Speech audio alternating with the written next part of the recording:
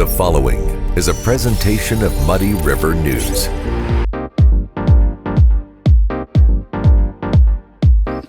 I like this guy. Yeah, you guys are going to have some fun with our guests today. Brittany, David, and I are going to do a short sports thing. Feel free to chime in if you like. We are? Yes, because I'm wearing a Cardinal hat. I had sworn off wearing Cardinal gear at the end of the season until the Cardinals did something. I believe they actually made an effort, but how much of an effort did they make, and is it enough to matter? C+. Okay. Does it get them in the playoffs? They're not in the strongest division, Right. Of the who's the team to beat in that division? Reds, maybe? Maybe the Reds. Really? I'm C plus. Would love to see Tyler Glasnow. Would love to see Yamamoto. Well, you're not going to get him. I know.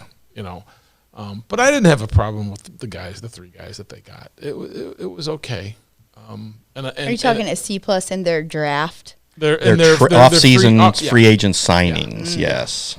Yeah. That was actually pretty good. Thank you. That was a good stab in the dark. Well but done. I mean, you go to Cardinal games. Your dad's a big fan. I mean, you. I've catch been some of to this. Cardinal games. Yes. Yeah. See, so it's not. It's I not, can pick up what people are putting down. It's most not of the a time, totally too. foreign concept. And Tyler O'Neill needed to find another place to play. See, I'm glad we got a bag of balls for him. That's awesome. That's about what you got. So next week we're going to witness and get to see the full Mayor Brittany experience on video because she did that today as we record this on Thursday. Do you just want to give a little sampling, a little taste of how it was to be queen for a day in Quincy? It was a long day. Really? Yeah. What time did you start? I had to be there at 8:30 a.m. Mm-hmm.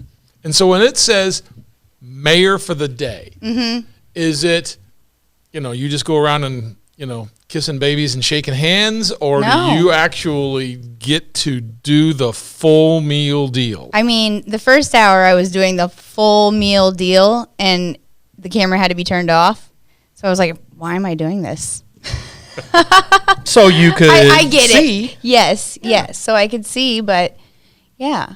It was an interesting experience. I can't exactly reveal what happened behind closed doors, but I mean, you have, one of the things that we like about you is that you have strong opinions, and anything that you I said try them in those doors. to get enacted during your tenure as mayor, we will find out whether or not you got them done. It'd be pretty cool if it did. Come next week. Yeah. I know the one that she wanted to get done. Yeah. Keep working on it. If you're a follower of Brittany on any sort of Yes. videos that have been Yes. done here in Or the social past, media, my own personal social media. That's right. Yes. But Yeah, no, well. I think I'm glad you got to do it. And again, I thought it was, How did you end up getting the opportunity to do I need this? to explain this better, I guess. I tried explaining it today, but it was early in the morning, and I had only had one cup of coffee. So, but it was through the Quincy Public School Foundation, the Night to Dream Big. There was a silent auction. And, I mean, the Night to Dream Big is how our schools raise money. So this all was for a good cause. Every year, I guess, the mayor, not every year, I don't think, but every once in a while, the mayor will put this up for bid. And it was, again, in a silent auction. And I found out later, because I always, figure it out, right, who was my silent bidder opponent, none other than Miss Jess Booth. So I told him he had either Adam Booth or Brittany Bull, and then I asked him if he thought he won, and he refused to answer that question. That's a better.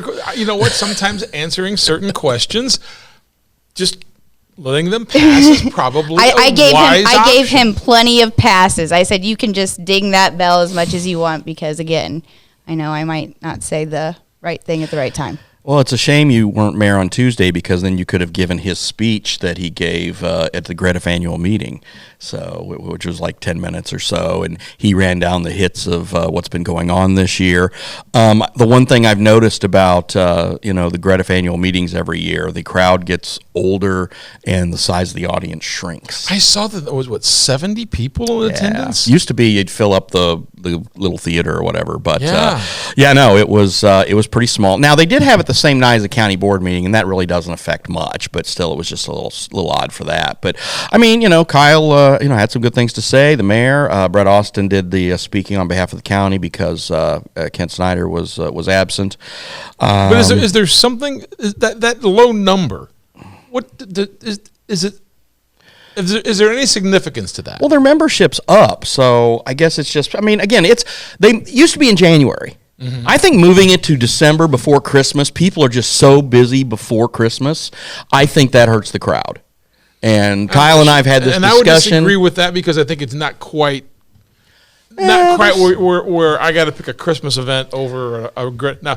Granted, in January there is no Christmas event, right? Even potentially, right? And it used to be always in January. You had the gamut of the district meeting, the Greta meeting, the chamber meeting, all kind of in a row. So when they're all together, then we're questioning why do we have all of these entities anyway? Which hey, I had a question real quick. It is. Yes. I think it was in your story. You said Moore said the Quincy's Calling Initiative has helped bring in 216 families since its inception, and 127 employees are working at jobs in Quincy and Adams County. Yeah. So, do the other people not work? No, this was, I actually used two different numbers because I think the number I used, the 216 was since the beginning of the Quincy Calling's inception, and the 127 was the number of people who had come this year. Quincy Calling started a little longer, so I think I used wrong. I should have. So I was like, wait a second. Number. Where did the people? What are the people doing? Well, I mean, also if you have the families come in and they take the jobs and maybe they left, maybe they had to give their money back. I don't know. So and because they came to work here. I forget what the rules are on that. You can live here, you can work here, but not live here, not work here, or do you have to work and live here? I don't remember what the rules are. So. But that's the way to be all over that story. Well, I was busy. I had to cover that in county board. It was a busy night. So I don't know. I mean, I look at it as they have had some people brought people in. Maybe some They're people some jobs. are the less of the crowd is what we're just asking though. It's like what exactly each are of these you doing? people do. Yeah. Now, in the early stages of the program, we got like the list. We didn't get names, but we got 10 people work at Quincy Medical Group. Yeah, these people came from here, and these people came from, like, Texas to go to work for NAPIDE. We had a lot of those data. And I think if I asked for the data, they'd give us the data. Mm-hmm. So if you would like to do that for a story, you can jump all over that. Sure, sometime. It's right on it, boss. Yeah. So, but no, I think that the crowd was. I mean, there's guys I see there every year who I talk to, and then again, it was just a little bit smaller crowd this year for whatever reason. But also, the other fact is, and this of course wasn't discussed there or any reason, but of course the president of Greta is actually running for office now. So is that position then going to have to be filled? Yeah, I would think so. But we'll have to see. We have to see if he wins his primary first. The primary will be March 19th. The Democrats would be able to appoint someone because no Democrat filed. So I'm sure some Democrat will be appointed just for the heck of it. But again, these positions in this part of Illinois are all pretty much going to the GOP anyway. So, but he does have an opponent, a young man from Beardstown who's running for it. So, Kyle and that gentleman will be hashing it out. And I know he's made a lot of trips over to Jacksonville because the bulk of Jacksonville's in that district now. So, which is a new development. It is. That's the first time because they did all the redistricting and everything. And, we actually do have 3 representatives in Adams County now who have at least a sliver of Adams County. Isn't that amazing? It's just stupid. I mean, come on. Why are you doing this? We have 2 senators and 3 reps. So dumb. But anyway, so also I got a little bit of I had some nice discussions on the column I wrote on Mary Miller and Darren Bailey. So me calling Darren Bailey a perpetual candidate didn't make some people happy, but all the guy ever does is run for office. So I still stand by that. So good time. It's been a good week. It has been a good week. We had a mayor. We had a new mayor for a day. That was good. I'm curious. I still don't know if this is good. If you were to let people know about what they're going to see in about a week, is this when this is going to appear? and you were putting it on the marquee. Is this a comedy? Is it a dramedy? Listen, I tried to make it a comedy. Is it turned kind of a into documentary? Dry I mean, what exactly can we let people? What can they expect? Farce a good word? Yeah, I guess. A comedic farce. Yes. Okay. There we go. It's not. It won't be as bad as The Room, but I saw the mayor at the Greta thing, and I said, just have fun with it. Just have fun with it. Brittany's there, Randy, they're following around with the camera. It's going to be fun. So that's why I hope it is. And I think Randy will make it fun. Okay. Yes, and I think he did have fun. Randy told me that was probably the most he's seen him smile in a while. So. Well, it's been a rough stretch lately. Yeah. So, well, we also have a guest coming up, and we'll have a little more serious discussion with him. But Unless I think he decides not to have a. I think you guys will have fun too, though. I mean, I think the thing is obviously to talk about all the great movies he's been in. Yes. Guardians, Moneyball, two of my favorites. So I think you guys will have a lot of fun with that. Yeah. So you guys do that, and we'll be right back. A&B Properties is Quincy's largest apartment rental company with hundreds of units available. They offer short-term and long-term rentals with 1 up to 4 bedroom apartments. A&B Properties meets the needs of its tenants with care, compassion, and a quality of service that exceeds expectations. A&B Properties also has a convenient tenant app for you to do your payments or make repair requests. Give them a call today. A&B Properties, 217-919-8080, Quincy. The Liquor Booth is your home for a huge selection of beer, wine, and spirits. The Liquor Booth has 2 locations in Quincy, 3520 Broadway and 1500 North 12th Street. The Liquor Booth, where it's always happy hour. In the front row, kicking back old school tracks like Get much reaction about your announcement up in Hancock County yet? Everyone that I've talked to has seemed fine with it. Seemed fine with it. I haven't. There haven't been people out in the streets burning you in effigy outside or Not in anything like Hancock that? County. Yeah. Exactly. However, You announced it. I noticed. Facebook creeped on you that it was the day after your birthday. It was the day after my birthday. You share a birthday with my daughter. That's why it kind of stood out. So that's why. Otherwise, I don't really notice people's birthdays. But any reason why you did it the day after? Well, I wanted to wait until I had filed the paperwork, the petition, which was a little tricky. Their courthouse closed a little earlier than ours, and so trying to get back over there to file it after I got all my signatures was a little rough. And then that day, I believe, was the final day to file. Okay. And so I wanted to wait until it was actually official that I had filed the paperwork, and then I had been sick actually that entire week. And so... So not exactly a birthday present to yourself. No, it was just a coincidence, just what had happened. We were my wife and I were out of town. We went on a trip to Milwaukee that weekend, and so I waited until I got back into town to post anything, just so that I could respond if anybody had anything and not take away from our trip. Nice. Well, Mr. Chris Pratt, thank you for joining us. Chris Pratt, the public defender, not the actor. I mean, how many times do you get that? Well, I was actually in Clue. That's true, at the little theater. Oh, so the actor. That is true. Now, was that your first acting experience? Did I read that right? Well, first stage experience. Yeah. I mean, I've never really done anything else, but yeah, if you don't count the Law Day events where they used to do the mock trials that I think they've banned because of some of my antics. That would be my first stage experience. I'm just curious, what made you decide to do something like that? I love the movie Clue. Oh, no Great kidding. movie, cult classic. It's just fantastic. Fantastic dialogue, just very snappy patter throughout. And, we talked about this with some of the other people in the cast. And I think it's a generational thing, right? People that grew up at the time that I did, in the 80s, you didn't have streaming services. You didn't have all of these TV shows, all these other TV channels. So you could watch the same movies over and over again because that's what you had. So if you had a VHS of something, that's what you watched. I think it's one of the reasons that the original Star Wars movies are so beloved versus anything new that's come out, because the people that grew up with them have seen them all hundreds of times. Never seen Star Wars. What? It's not for everybody. It's fine. Never seen it. Not 1 second of any of them. People just become, it's just this ingrained thing. They can recite the entire script from memory. Right. And Clue was one of those movies for me growing up.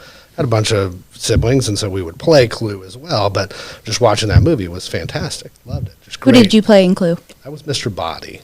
Okay. So the blackmailer / revealed actual butler. All I right. got killed twice. I got to spend some time just laying on the stage twice. So will this lead to further parts, or is it was Clue, it's a show I really liked, I've done it, I move on, or is it like I'm ready to try other? I'd certainly be willing to try other shows. I think it'd have to be the right show. Yeah. And one of the limitations is they do a lot of musicals, and I cannot sing. Completely. You don't tone know deaf. that. No, trust me. Plenty of people have heard me and told me Uh-huh. you should not. And so I considered they're actually getting ready to do Matilda, which was one Right. of my daughter's favorite movies growing up.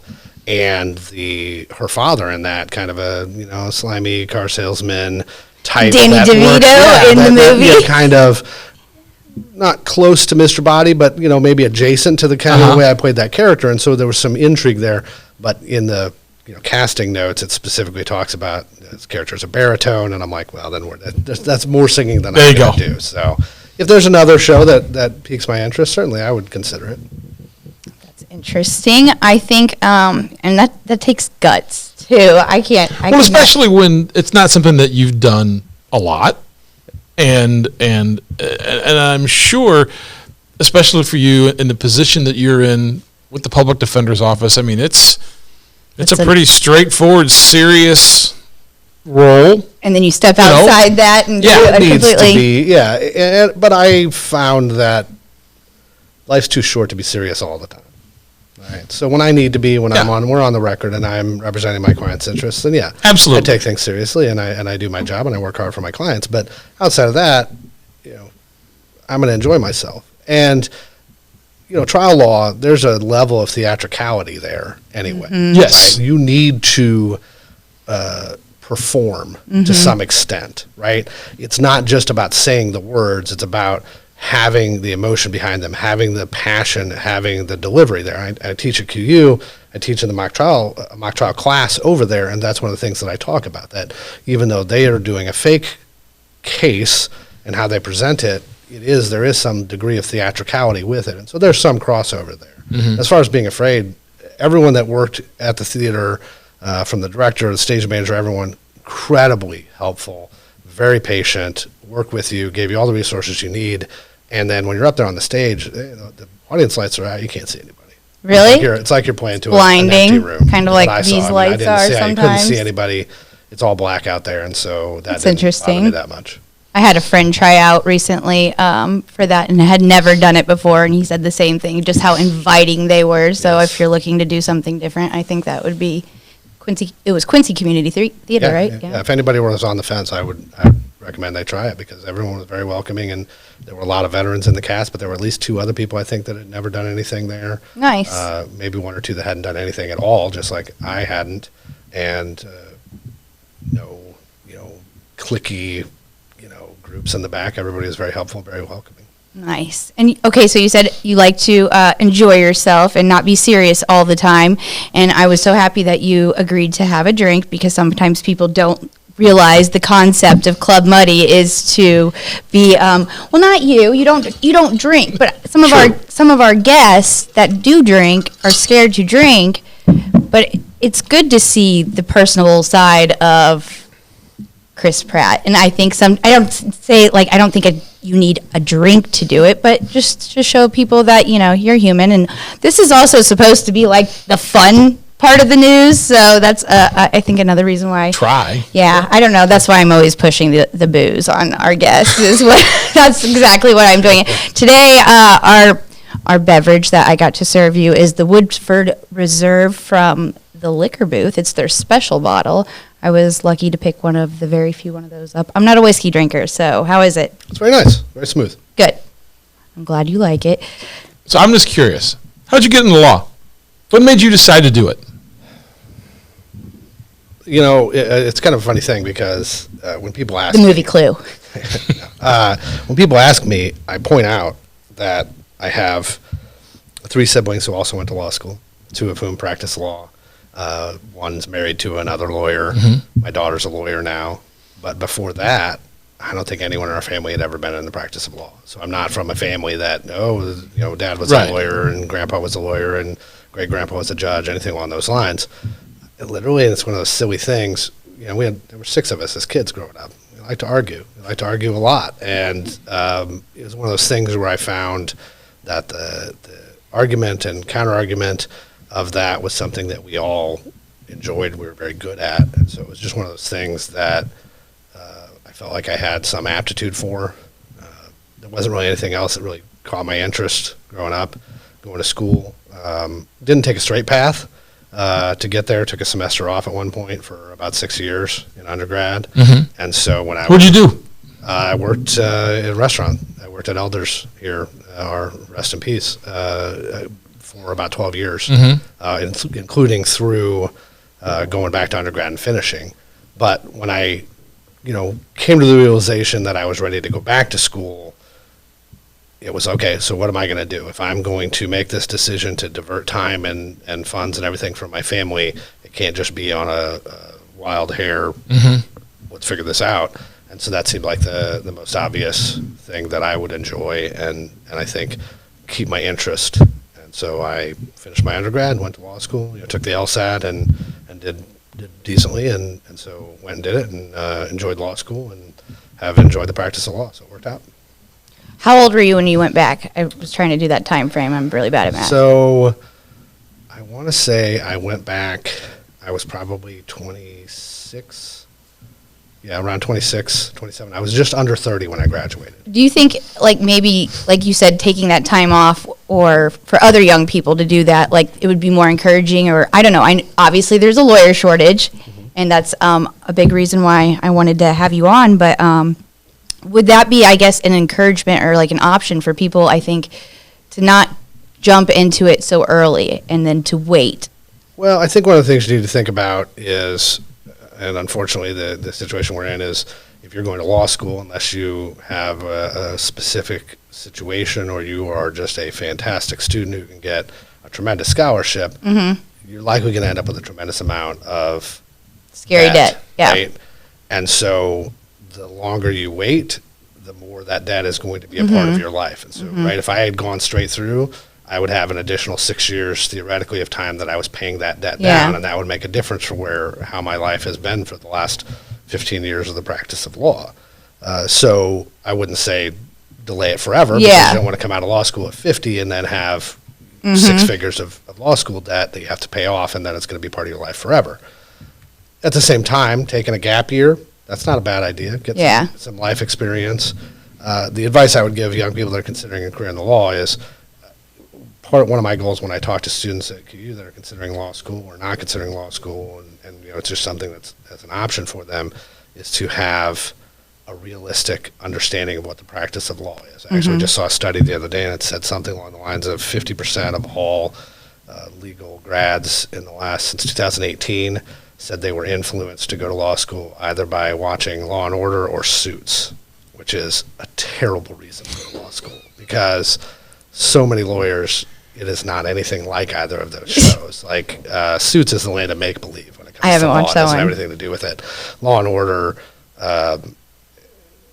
yes, as far as it's slightly better, but there's so many things. I can't even watch it because I sit there and scream at the TV and say, that would never happen. You can't do that. That's not how this works. That's not how any of this works. But what's important to remember is, with most lawyers, the vast majority of them, what you do all day is read and write. You don't go in a courtroom. You don't go in a courtroom and have those aha moments. And my reference is always lost to my students when I say the Matlock moment or the Perry Mason moment. And I get most of those. Even Jack McCoy is lost on them at this point. Although I think he's coming back, so maybe that'll be a relevant Perry reference. Mason's coming back too, because of that courtroom of getting somebody to confess on the stand, or that shining moment in the courtroom. So most of it I mentioned you spend how much? I mean, of your time. I mean, I see you once a week sometimes, for half an hour. I mean, your time actually spent in a courtroom has to be what fraction of the amount of time you spend on everything that you do in your practice? Well, right now, because of the situation in our office, it's actually a much higher percentage than it usually is. So I have a regular court docket Monday mornings for criminal misdemeanors and first appearances on felonies. Then I have a court docket on Tuesday mornings, one half of my felony docket, and then Tuesday afternoons I handle all of the public defender traffic cases.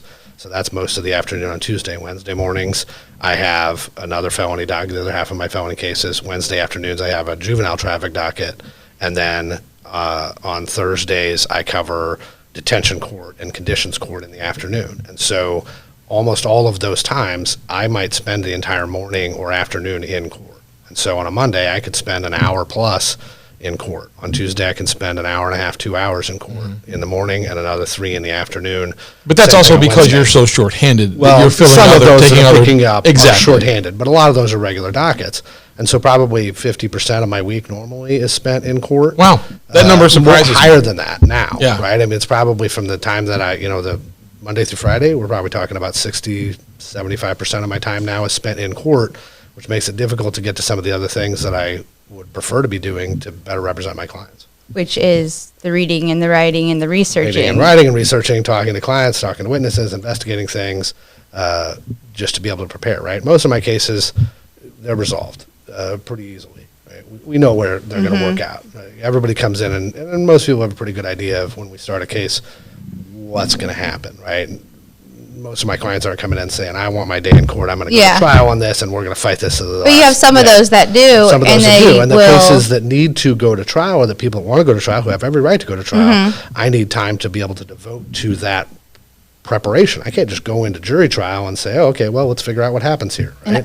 I need to be able to prepare for that. And when I'm in court 75% of the week, it makes it difficult to make that preparation. That's the real problem. How's I've heard through the grapevine the body cameras doing for you? Like, I mean, I would think that would have to do a lot more research. You know, you have to Yes. sit there and view them. Yes, that's So, I like, was what's actually that? just talking to someone. I didn't mean to cut you off. No, but yeah, how's that going for you? Just talking to somebody in my office today. From a factual standpoint, I love body cams. I love Yeah. dash cam, I love body cam, right?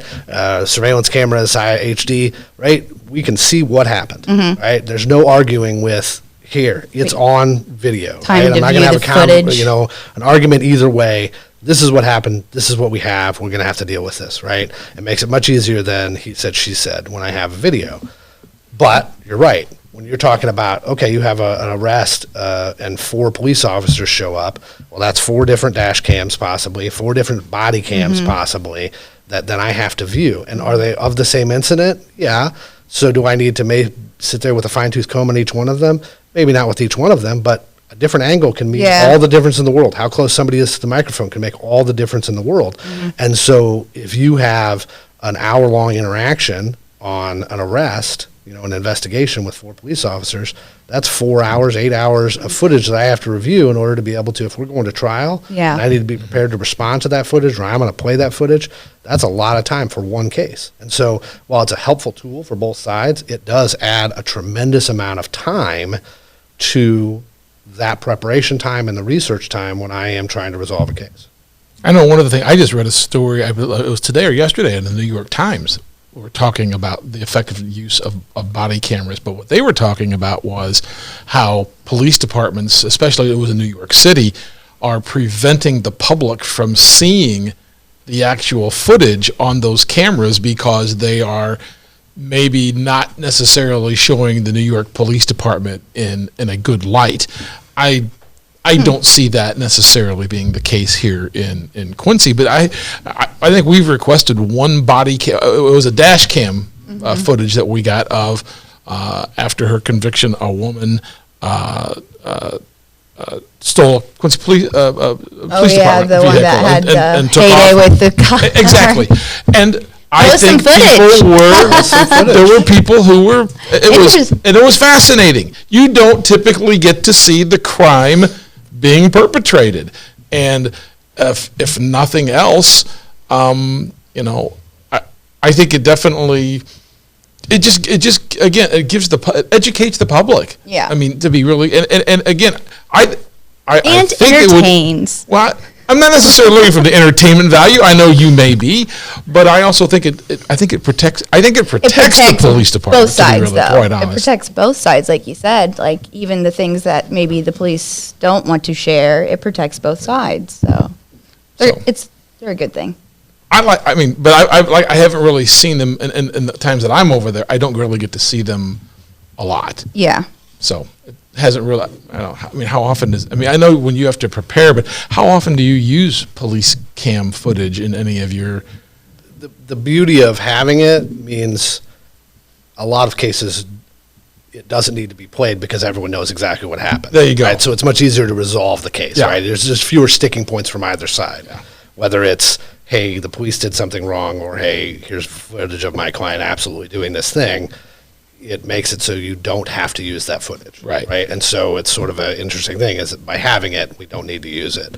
But it happens. In my last jury trial, we actually played I played body cam footage of interviews with witnesses and victims at the scene, interviewed by the police, because it was relevant and it was important to the outcome of the case. Yeah. And so that was something where we played about probably a half an hour worth of interviews for the jury of that body cam. If I hadn't had that body cam, it would have been a different story, right? Because what the police record in a report is not ever going to be 100%, right? Human memory is flawed, and so they're not ever going to get 100% of what happened. They can say, oh, this person said this, or I think they said this, or something to this effect. Whereas I can play for the jury and say, this is exactly what that person said. This is what they said on the stand today, and they don't match. The reason why I record everything that I do Right. when I try to interview you or I go into the courtroom, I don't want there to be anything misconstrued at all. Yes.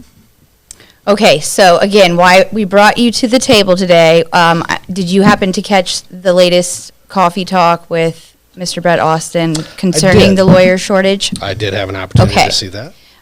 In regards to that, I guess what are your opinions for I know we've discussed why the lawyer shortage is what it is, but like what can we do to mend the situation? We can keep looking for replacements. Yeah. I mean, that's from where we are to mend it, keep trying to recruit. And we are So that's- actively recruiting. Actively trying to recruit. We're constantly actively recruiting, right? I mean, that's a thing that has been part of the office, right? You don't just recruit when you need someone, right? You keep an eye on and try and keep and say, okay, hey, we may need somebody in the future, or do we want to grow if we can find somebody and bring someone in? And that's something that we've all tried to do as part of the office. Since I joined the office, I've helped to recruit multiple people to the office.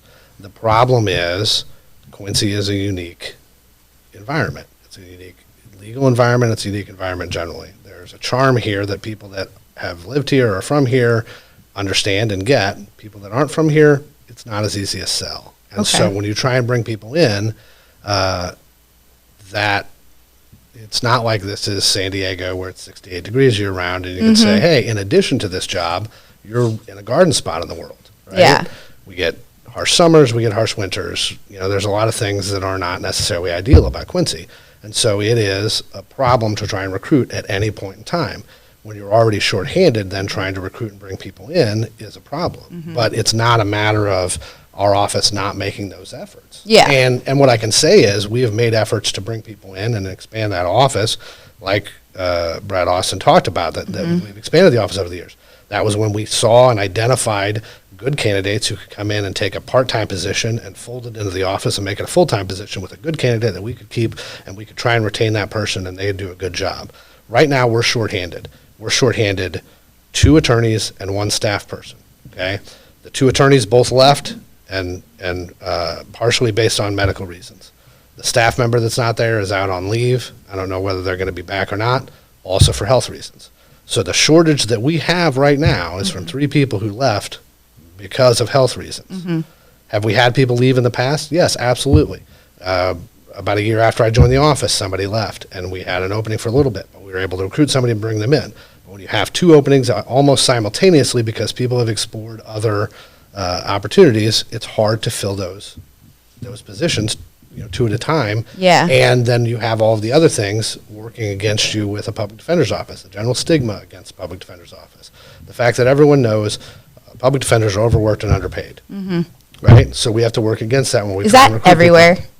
It's Like you- everywhere. it's everywhere. It's just the way it is. Why? I guess like I was looking at some numbers, and these aren't actual numbers, but the prosecuting side. So again, there are 7 states attorneys or assistant states attorneys, and then 7 public defenders, right?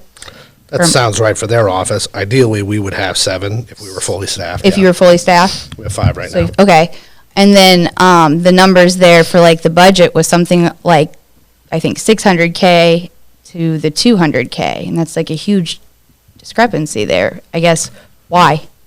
Well, I mean, that's a question about my pay grade, right? I mean, I don't set the budget numbers. I don't have any real influence on that.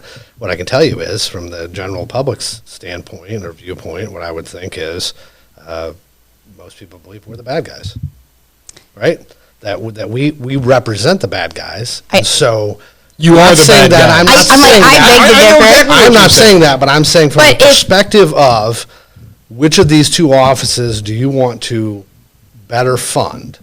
The one that is prosecuting people, bad people, and trying to put them in jail, or the office that's trying to keep bad people out of jail But if- and keep them from being held accountable for their offenses? Everyone from should the be, general. if it should be equal, if everyone, sorry to cut you up, but if everyone is entitled to the best, defense, I guess, or they're entitled to a public, They're entitled to defender. competent counsel. okay. I wouldn't say they're entitled to the best defense. They're entitled to a competent attorney.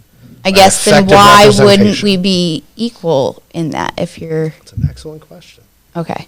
I would agree. I guess right? also, and I think like that you would just help. said, that putting them in jail would probably also generate money, I would Well, guess, it like doesn't generate through, money when you put people in jail, but Or fines on fines, the back end, yeah. and costs and other assessments does generate money. I don't. It's not about that. I think it's a matter of if I am a government entity that has limited resources, Mm-hmm.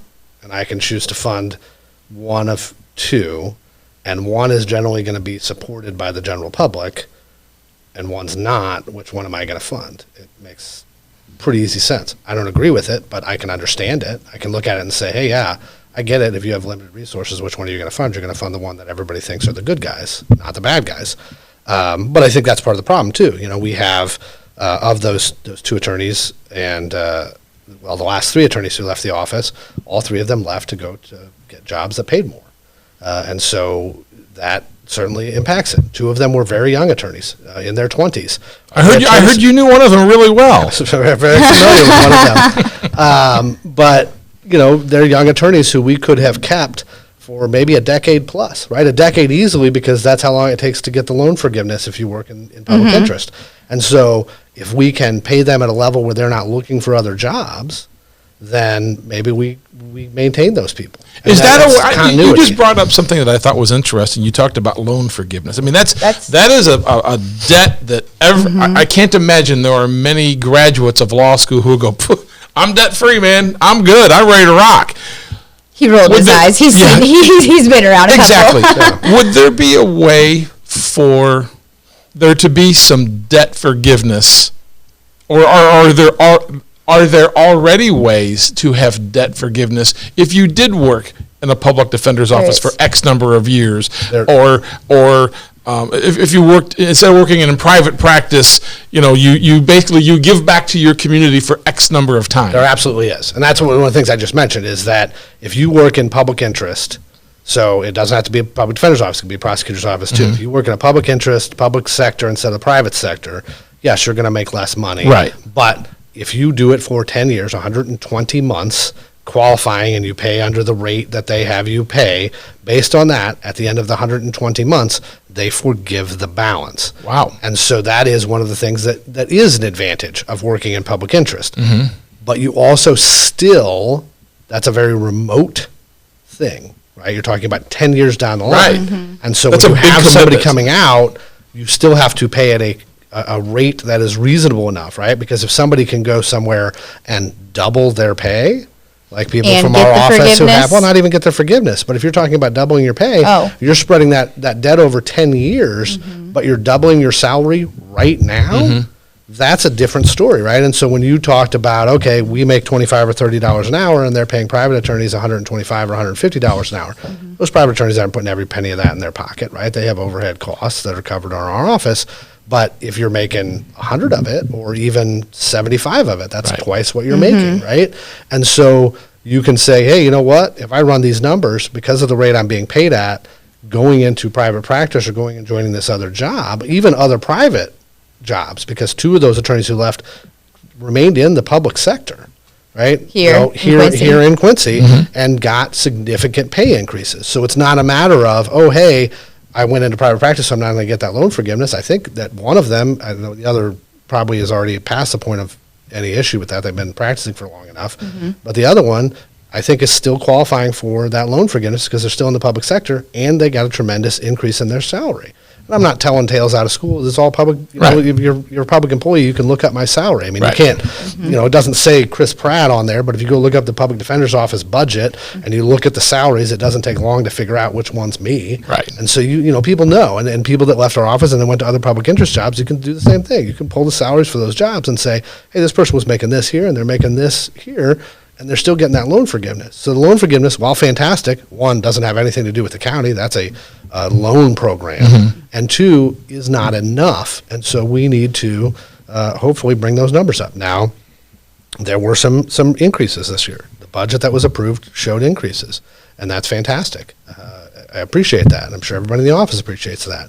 Can it continue to go up? Absolutely, and I know my boss will continue to fight for that. That's good.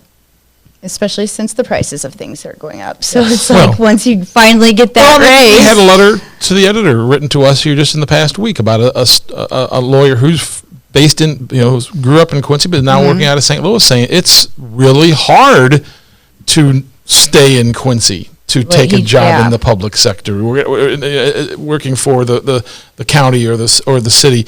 So I'm going to take the better paying job in the bigger city, and that's.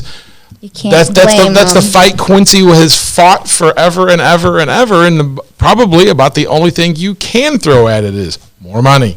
And not just in the legal sector. Yeah. Right? That's the thing is, and I think it's a lot of rural areas in general, trying to retain those talented young people instead of having them leave to different areas or big cities is a fight. And is it simplistic to say, okay, we'll just throw more money at the problem and maybe it fixes it? Yeah. Will it possibly fix it? Yeah. I mean, that's a lot of times, right? You know, people, oh, you're only in it for the money. Yeah, that's why it's called a job. Yeah. Right? I ain't doing this for free. Yeah, I don't, right? I mean, that's what, you know, we come in and you get paid. Right. Wait, you Right? get I've got paid? a mortgage. Yes, I do. Oh my God. Just the free drinks. Why am I Right? here? You need to talk to Oh you need my to talk to Bob. I'm kidding. Speaking of jobs, you announced recently, I think, with David about a potential new job yourself. That's true. I've thrown my hat in the ring for the state's attorney position in neighboring county, Hancock County, just to the north. It's actually outside of the 8th Circuit, so that would be a change. It's in the 9th Judicial Circuit, but still very close to home. Something that I think is a good opportunity. I've learned quite a bit in the last 7 years in the public defender's office, and I think if you ask anybody in the courthouse, save maybe a couple clients here and there, they would speak highly of my representation. I think so too. And even clients who have not necessarily had good outcomes still are very grateful. Well, to when me I at talked to times, him right? last week, he made the comment. He says, yeah, "I just had somebody who got sent to prison for a fairly lengthy term, and turned around and said, thank you for your work." You know, I mean, but it's true, right? Because a lot of it isn't necessarily the outcome; it's the work in the in between, right? Yeah. And so, listening to clients. A lot of the things that I've discovered over the last 7 years is clients want to be heard, they want to be listened to, they want to have their questions answered, and they want to know somebody's fighting for them. And I think if there's nothing else, whether not outcome based, but that process, if you ask almost anyone in the courthouse, they would agree that that's what I do. And I am trying to work hard to resolve my clients' cases as favorably as possible, preserve their rights. That's something that I think I can bring to the table as state's attorney in Hancock County and try to implement some of the procedures, the efficiencies that I've tried to work and develop in Adams County for our criminal justice system from the defense side, where I am forced to be responsive. Right? I don't get to pick which cases I'm charged. I don't get to pick which cases I'm appointed to. I just get the cases that I get, and then I do what I can. Now, do I talk to other people in the office? Do we talk about cases? Yeah. Do people ask questions, pick my brain? I do the same thing with them. And so there might be somebody else's case where I say, oh, I would try this, and they might do the same thing with my case. But I only have so many cases I can directly affect. And I try and do things to make things run more efficiently. I've closed over 200 felony cases this year. Okay, in the calendar year 2023, in addition to however many other. Even though you were only supposed to have 120 something. Right. I've closed 150 right now. My case count, not felonies, case count is in the 320s right now. Okay, of of cases I'm personally handling, and that's probably not even accurate. That's a low number. But my point being, I work very hard to be able to effectively, efficiently resolve cases to everyone's reasonable satisfaction, both sides. Okay? If I am the state's attorney, then I can do that on the front end, right? I can make that decision on what to charge, how to charge it, how to approach those cases so I'm not being responsive. I can bring that approach to each and every case that is charged as the state's attorney and try and implement those things and see if they work. I believe that they will. And I think that it can bring efficiency to the office and still be responsive to my client, which is the people of the state of Illinois at that point, all of the taxpayers of Hancock County. And if I can do that in a more efficient manner and I can resolve more cases and do it more efficiently and save everybody time and money, everybody wins. Is that the biggest difference? I mean, you're changing teams. You know, if you were to win this election, you go from the defender to the prosecutor. I actually become the bad guy. But from the our fact, office's perspective. the fact is that you are almost as a public defender, you're like you have to defend yourself. It's kind of like rope-a-dope almost. Like, well, I'm not sure what cases I'm going to get. I'm not sure how they're going to be charged. Now you'll be much more proactive than you have to be. You have to be reactive in the position you're in. Is that the biggest difference between the two offices, or I'm sure I'm sure it's too simplistic. I think the biggest difference is what is my set of responsibilities, because my primary responsibility as a public defender is to ensure that my clients' rights are protected. Right. They have a whole basket full of constitutional and statutory rights under the law, and my job is to make sure those rights are respected and preserved as I resolve their case. That is my primary responsibility. Okay. And so that's when people come to me and they say, well, how do you represent people that you know are guilty or that you think are guilty? Well, one, I don't ask that question. It's really not relevant to my representation, right? Because my job is not to prove whether they're innocent or not. My job is to protect their rights. And so that's what I do, right? I'm going to fight as hard as I can for every one of my clients. If they want me to work out a negotiation, that's what I'll do. If they want me to go to trial and fight for them, I'll do it. And I've done that in cases where I've spent weeks, if not months, trying to convince my client, don't take this case to trial. It's a terrible case. We shouldn't take it to trial. But at the end of the day, it's not my decision. That's their decision. If they want to do that, then I go into that courtroom and I fight as hard as I can. And I think there are times when I make people angry, whether it's judges, whether it's prosecutors, whether it's observers, family members of victims, whatever. When I go in and I fight as hard as I can in that courtroom for a client that everybody else thinks is guilty and says, why are you doing that? Why would you stand up for that person? Right? When that person has been accused of this heinous thing, why would you stand up and do it? And I stand up and do it because that's the job. The job is to protect those people's rights, and everyone is entitled to that representation. And for me to try and make that decision to say, well, I don't like this person, I don't like what they're accused of, so I'm not going to try my hardest, is not the way this job works. So I get up, and when that bell rings, I'm going as hard as I can to try and protect that person's rights. That's my primary responsibility. Secondary to that, I feel I have a responsibility to try and resolve cases in a reasonable manner and in a reasonable time frame. But that's secondary. Okay? If I get this job and I switch to the other side, then my job becomes not the responsibility of preserving individuals' rights. My job becomes then enforcing the law and prosecuting people who I believe have violated that law and trying to find just and equitable outcomes to those cases, right? And there's a prosecutor here who says this pretty regularly. He says it during opening statements sometimes. He says it during sentencings that he says, I represent the people, and that includes the defendant, right? The people of the state of Illinois includes the defendant. And so just because I'm prosecuting someone doesn't mean that I'm completely disregarding how it affects them. And that's something I think I can bring to the table from the other side with my experience as a public defender to say this is still a human being. And while I may not agree with what they did here, just because I'm trying to convict them does not mean that I am trying to ruin or destroy their life. I want to get a just and equitable outcome.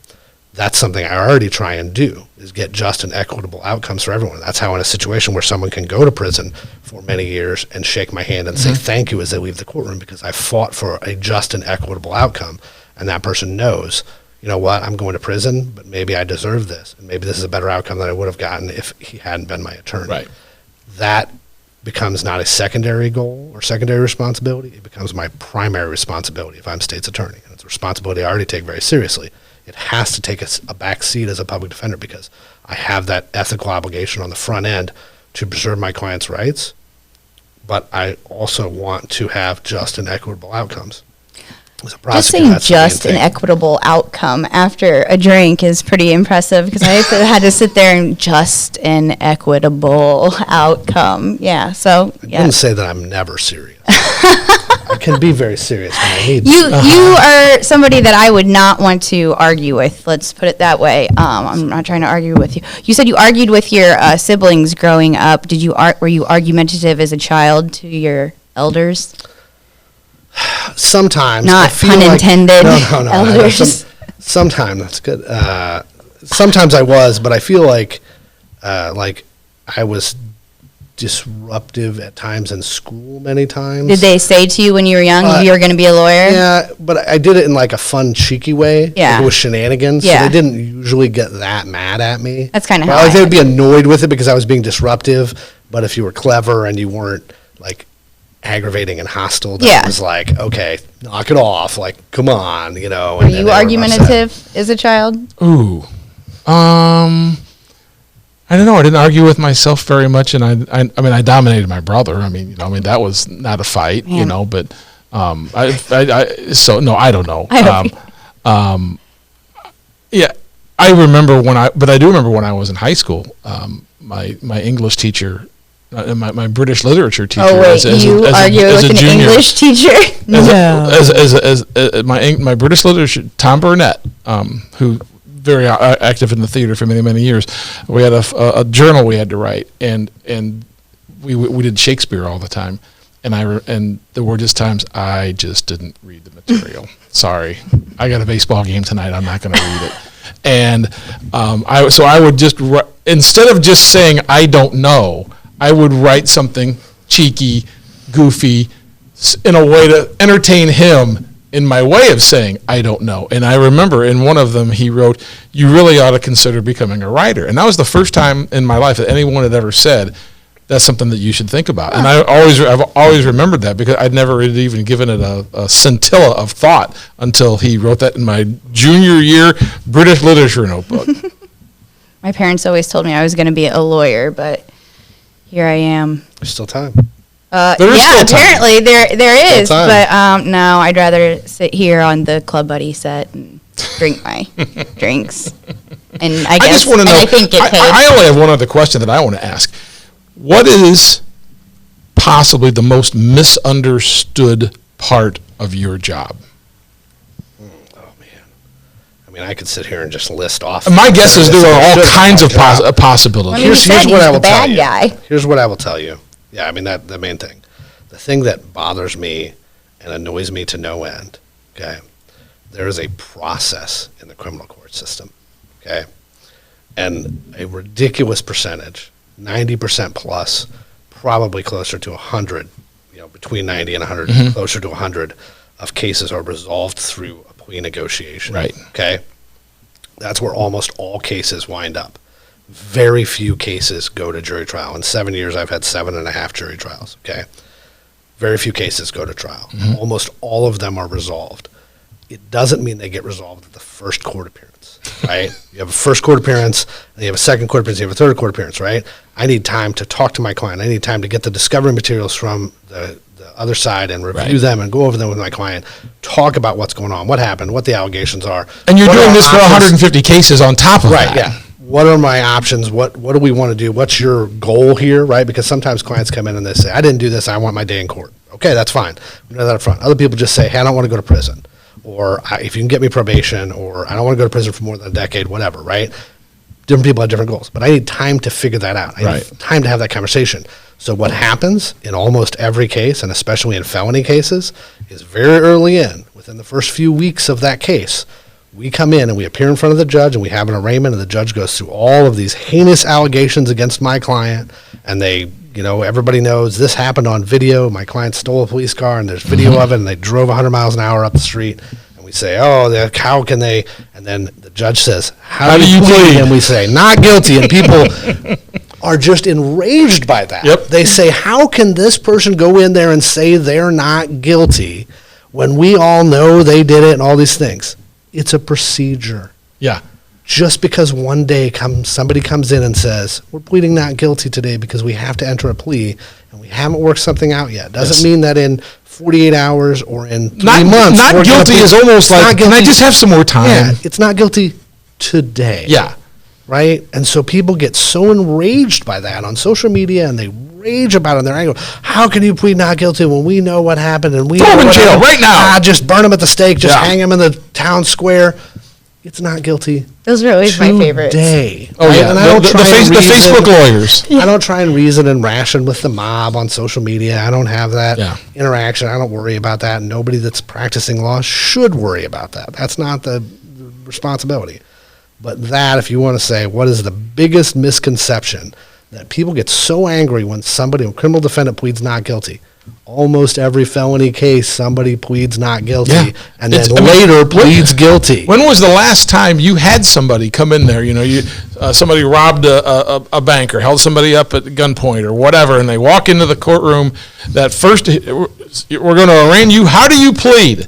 How many times do they actually say guilty? I did it. It's very rare. It's so rare. It's unbelievable. Had some cases here and there where we get them, And then you get to go to lunch enough early. head time, like enough lead time to see the case and get all the police reports. It's a very basic, straightforward case, and I just happen to have the time and can talk to the prosecutor and say, hey, can we work this out? Here's a negotiation, and literally first court appearance, we'll resolve it. Wow. We do a plea and sentencing. Are you It's like, happened. amen? It's happened. Yeah, it's like, hey, why? But again, right? That should be some cases. Yeah. Why does this case need to spend 3 Yeah. months to get to an outcome that everybody knows this is where we're going to wind up? Right. This is going to be a probation case.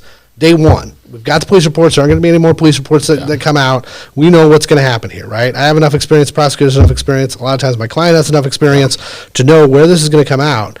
Why do we need to play this game and dance around each other for 3 months to resolve this case when we could do it day one, literally? And sometimes it works. It's very rare. Right. Maybe 3 times And over my 7 guess is years there might when it even be happens. times where if you do accept that plea early, we might even give you a special 10% off discount, Hey, you know, or something like that.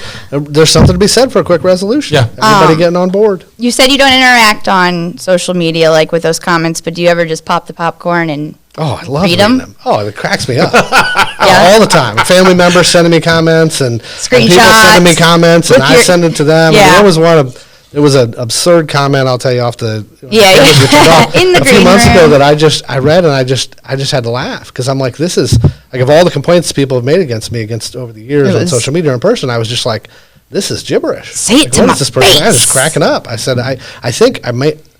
I don't know if I liked that comment or not. Probably not. Probably not. But I've heard you can get in trouble for liking comments on Yeah, I've Facebook heard that at times. too. So, do you pop the popcorn and anything else like when you're in your off time? And I know you don't really have off time, but in your rare off time that you can watch a movie or Big something, movie guy. are you? Love movies. What's been the best one lately, What's something good that I watched lately? or any You series know what I'm that you've gonna been throw out binging? because I watched this. I'm a big comic book guy. I like the comic the Marvels? Marvel movies. Well, I mean, there's some Sure. the whole Star-Lord thing. Right. With Chris Pratt helps, but I like those a lot. But also, I just rewatched actually. There was a DC series called Peacemaker a couple years ago. I think now, probably at least a couple years ago. John Cena, the wrestler, is the main character. He had been in one of the DC movies called The Suicide Squad, which was a sequel to Suicide Squad to try and clean up the continuity. It's just don't. I can give you a flowchart Yeah. if you want, but really not important to say. But the character appeared in that, and then this series, and I remember there being some just hilarious individual scenes in it because it's sort of a comedy and drama elements in it, and there were one of the scenes is just my almost favorite joke in any TV show ever. But I'm about probably 75-80% of the way through it. And I noticed it's just a really good show. Good character development for all of the characters. Now it is wildly vulgar. I would not recommend that any young children or families Oh, I have watch a it or feeling I know what he's anything. going to say. But I think it was much better than I was expecting it to be, and than I even remembered it being. I just So- remember when we had Josh in here about a year ago, and I asked him, "Do you ever watch true crime documentaries, and he was like, "Oh my gosh, no! That's the last thing I'm going to watch." My wife watches those a lot. Okay. Which means that I'm in Which the means she's room. only going to help So I you. watch them, and I spend so much time screaming at the TV. Really? That's not how it goes. Well, no, because a lot of times with true crime, they're just telling the story of what happened. Well, yeah, like the And so the first thing Murdoch's that I do- documentary on the first thing I HBO do or- is, they bring somebody in and they talk to the cops, and I'm just screaming at my TV. Shut up, ask for your lawyer, stop talking to the cops. Stop talking to the police, don't talk to the police, ever. Don't So is she talk to the police. Don't talk to the police. I know that'll catch me next November, but just don't talk to the police, and you'll be so much better off. But beyond that, just sometimes where you look at things and go, and then there are times when there's one she watches called Accused, Guilty, or Innocent. And I don't know how to get away with this, because literally what they do is they are filming criminal defendants who are in the process of, they are charged and then maybe even going to trial. And they are like filming these people meeting with their attorneys during the pendency of these cases. And sometimes they are very serious felonies. There have been murders on there. There have been armed robberies, things on there. And there are times where I watch them and I am appalled that the cases were even charged, that they were pursued as far as they were, and then ultimately either they get dismissed at the last minute or they go to jury trial, and thankfully the person is acquitted. And that goes back to sort of my thing, right? Where it's like, as a prosecutor, when you look at a case and either on the front end you don't have the information or whatever, and sometimes it seems like you have the information, they still don't care and they just proceed.